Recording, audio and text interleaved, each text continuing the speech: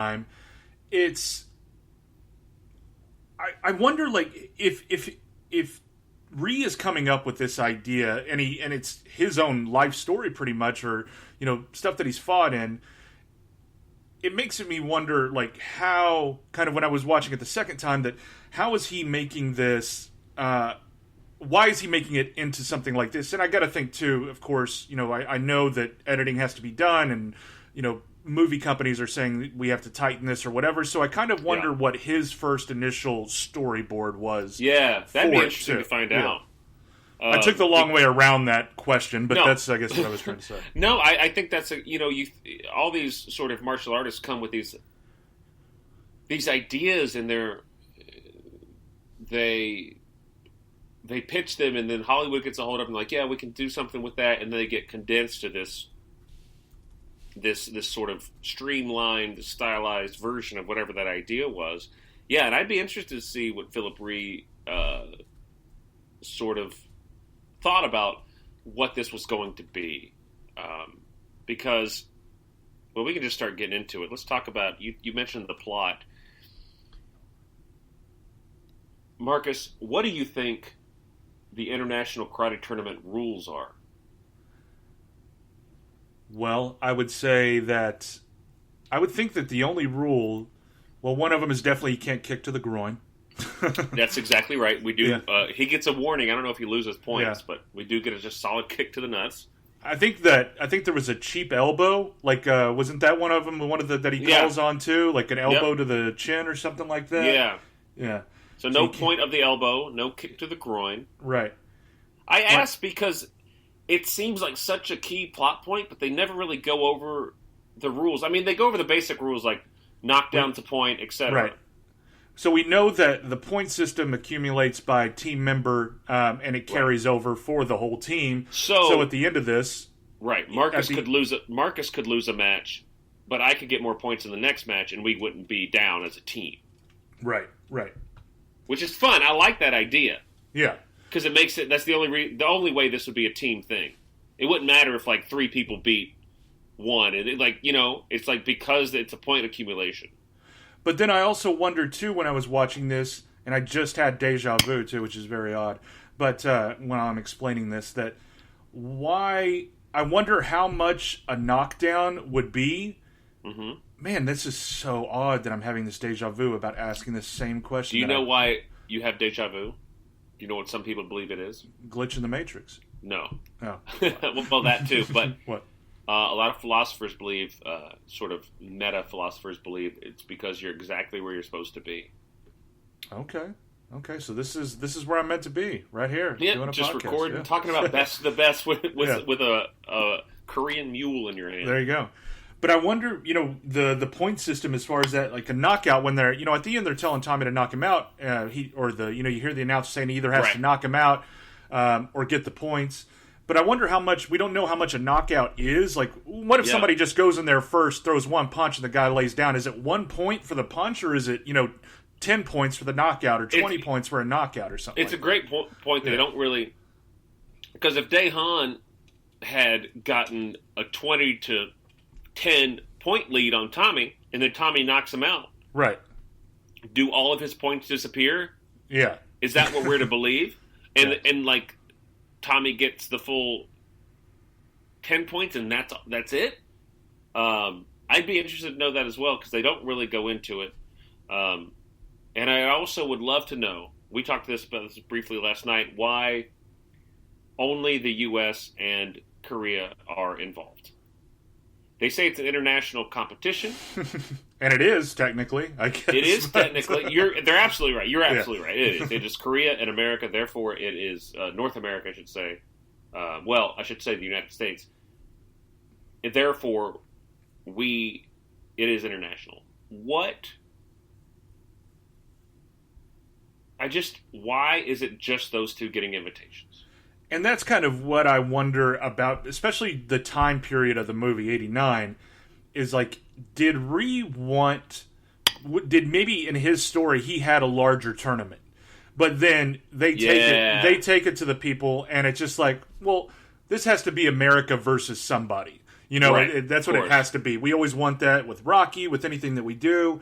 You know, the bigger picture here is let's make America the hero and against a foe. And against the foe of, like, it has to be, to use a pun here, best of the best. It has to be like, okay, we want America to take on the best of, like, the best boxer in the world. It was Muhammad Ali. So for Rocky, let's get a caricature of that in Apollo Creed. Right. And for the Americans to take on the best Taekwondo in the world, I'm sure that's why it needed to be Korea. You know? Yeah. Yeah. And then it's just kind of, then it's just muddled down into this, you know, we get no explanation of it, which, like we talked about last night, could have been one sentence, like we've seen the other prelims, and now it's come down to, you know, we don't need to see everybody else fight, just a quick thing of, here it is, this is the finals now. Maybe we have a quick 30-second montage of them making it to the finals, you know, doesn't have to be a lot. Yeah. How fun would it be just to see, like, here comes South America, here comes, you know, Canada, and like, just working through to where it ends up. But, I mean, I guess, like you said, for time reasons, they can't do it. Yeah. So, let's talk a little bit about the cast, because I thought the cast was fantastic. They have 2 Oscar nominated actors in this. 3! Jesus. 3 Oscar-nominated actors in this. And through my research, I didn't know Sally Kirkland, who plays Catherine, the basically sports psychologist, she had an Oscar nomination for her role in a movie called Anna in 1987. So this movie must have been, like, big. I mean, she's coming off a nomination in 87, which means she's shooting this movie in 88. You know what I'm saying? Yeah, and you have James Earl Jones, and you know, it's just like... Yeah, and Eric Roberts had his nomination in...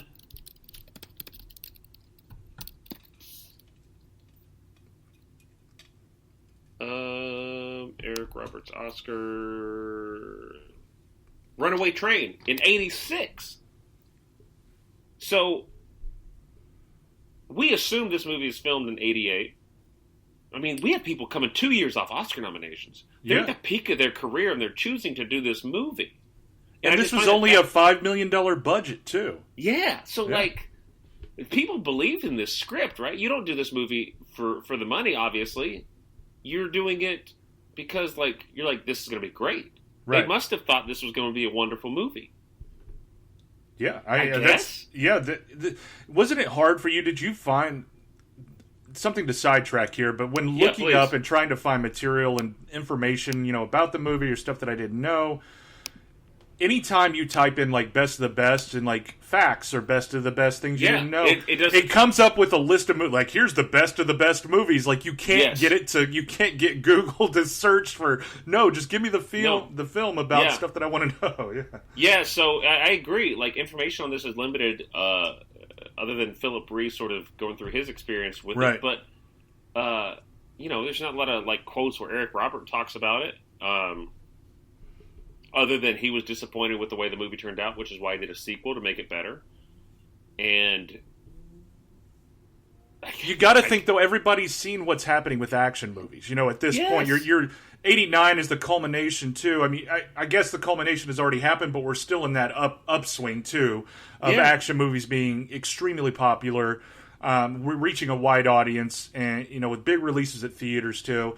And you know, you think you hear one person, whether whoever was attached first, whether it's James Earl Jones or Eric Roberts, the next person, you know, whether the next one they went to has to say, oh, well, if he's in it and he believes in it, then I got to do that too, and kind of looking over the script. But I wonder also, you know, I wonder how many I don't want to touch on it too much, but you know, I wonder how many rewrites were in it. I wonder, you know, I don't know that information. I wish I did about their thoughts, you know, the filming process, what changed, you know, what were some things that happened on set? Did things change a lot? Did things not change? Was it exactly how it was written? You know, stuff like that too. Yeah, I don't know, like I think that's a good point. Like Eric Roberts goes, "Oh my God, James Earl Jones is involved." Yeah, I'm in. Eric Roberts is, he's always been a fan of martial arts. He talks about it. Mm-hmm. Of course, he was in DOA, so he loves it. So I think this is a big moment for him. And let's be clear, Eric Roberts shines in this movie. He's fantastic. Gives it all he has. Yeah. He gives it all he has. So yeah, maybe that was it. Maybe there was an original script that people were like, okay, there's a lot of heart here. Let's make the Rocky of Taekwondo movies. Yeah. Which isn't a bad idea, which, for the right budget could easily make a lot of money. Yeah. So somehow, for everyone but like me and Marcus, they missed the mark. Yeah. I mean, especially when you're giving an audience, you're giving an audience 5 big baddies, kind of like, a branch, kind of like, here's the biggest one with Daehan, but then it goes, any one of these kind of can kill somebody. They're the best, it's that's what's fun too. And then again, just touching on it kind of when we first were talking about the tournament, that's the only disappointment I have in this, is that I don't see enough fight. Like, I want to see what Virgil can do. Unfortunately, you see him lose the first one, and it kind of staggers. You got Virgil, who doesn't get hardly any points. You get Travis, who gets the tie. You get, it goes Agresta, then Virgil, Sonny, then Virgil, then Travis, then Alex, and then Tommy. But it's that, that culmination of no points, some points, tie, the win, and then Tommy with the final fight. But it's like you don't get to see Virgil or Sonny really shine. Kind of a quick little montage of them leading up to this tournament would have been great, or the finals or something like that, to see what they can do. I want to see what each one can do, really. I mean, yeah, because Virgil seems like a dangerous character, right? Because he's so at peace. When do we get to see him use that, like, what seems to be his main character point, like the big Buddhist thing, and like his ability to maintain the inner peace, and like, let's see that shit.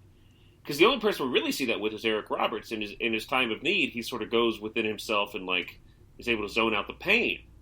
Yeah. But because everyone else sort of throws that shit aside, there's not a time where Travis's character pays attention to it at all. He's too busy like rolling his eyes. And Tommy almost kills someone, so Eric Roberts is the only one who makes use of it.